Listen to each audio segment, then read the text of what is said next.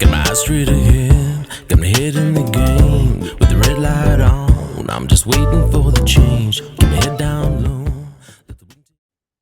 Okay, thanks for listening to The Slippery Slope and Aussie Police Watch. Today, I'm going to be diving into a fairly troubling story out of Queensland Police Service.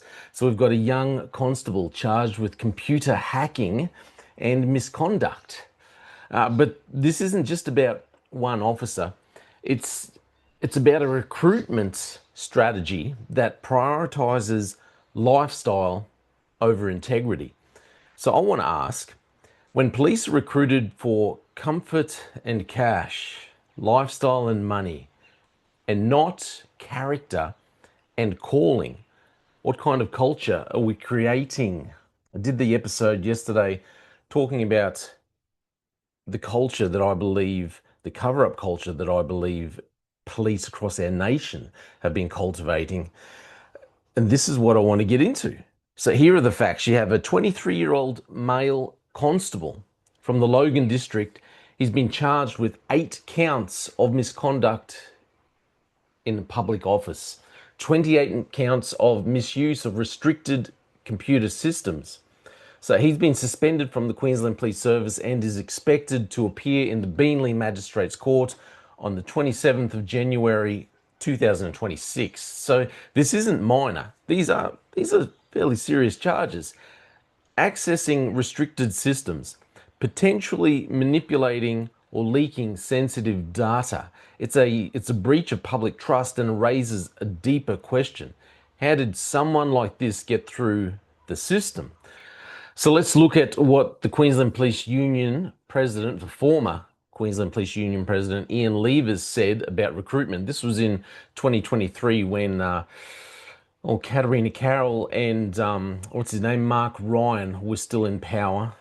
Two beautiful people. The QPU, this is quoting Ian Levers, former president. The QPU, the Queensland Police Union, identified there was a need for a very different approach to recruiting to attract candidates in the current labour market. Our research confirms people not only want to contribute and serve the community, but they want a good salary, highly paid superannuation, and a stable work-life balance. When we highlighted the fact first-year constables could take home a package of $100,000 in their first 12 months for a 38-hour week, it proved highly attractive. Now, let's be honest, that's not a pitch for service, that's a pitch for lifestyle. It's a pitch for money. And when you recruit people based on comfort and not calling, you attract candidates who see the badge as a paycheck, not a responsibility, not service to the community. You get officers who want the benefits but without the burden. And eventually, you get misconduct. So this case is a consequence of that shift. You've got a young officer, he's barely in the job really, allegedly misusing systems designed to protect the public. Internal checks and balances, they've failed. So the system let him in, and the system didn't catch him until it was too late. So we have to ask, are we recruiting for the right reasons? Are we screening for character, or we're just selling a lifestyle? And when misconduct happens, are we willing to admit that the problem started at the front door? The problem started at the recruitment phase. Because if we don't, we're not just dealing with some bad apples. We're cultivating a rotten orchard. From a faith perspective, this matters deeply. The Bible says in Proverbs 29 verse 4 in the NIV, it says, "By justice a king gives a country stability, but those who are greedy for bribes tear it down." So when we recruit for greed, for comfort, for perks, we tear down the very foundation of justice. When officers join for selfish reasons. I think of, the Apostle Paul talks a lot about selfish ambition when he's talking about people going into ministry in Romans. But when you have officers joining for selfish reasons, selfish ambitions, they're not protectors, they're opportunists. And when misconduct is the result, it's not just a failure of that one person, it's a failure of the system that welcomed them in, the system that we've allowed, that we created. So here's the challenge, as I see it. If we want a police service, it's a service here in Queensland, it's a force in other states, territories. But if we want a police service in Queensland that serves with integrity, we have to recruit with integrity. You can't sell the badge as a lifestyle package. And we have to call people to something higher, to protect, to serve, to uphold justice.